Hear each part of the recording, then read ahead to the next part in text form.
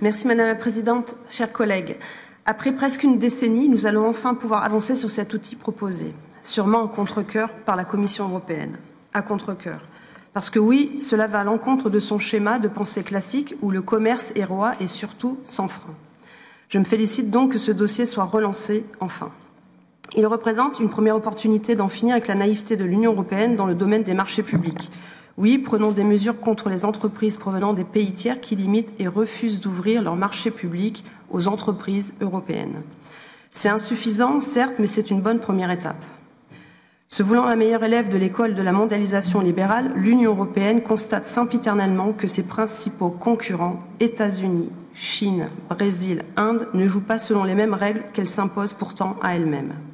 Elle le déplore, le regrette et propose à raison la mise en place d'outils internationaux de régulation en la matière. À nous ici au Parlement d'en faire un instrument efficace permettant aux États membres de se défendre et de favoriser leurs entreprises à l'export. Plusieurs questions peuvent être soulevées, à commencer par celle sur l'efficacité et la rapidité de la procédure qu'il convient de réduire au maximum. Les seuils proposés en dessous desquels certains marchés publics ne seront pas couverts. Une certaine éventuelle rétroactivité de la réglementation et, pour finir, la palette des mesures proposées visant à restreindre ou exclure les entreprises d'un pays tiers concerné.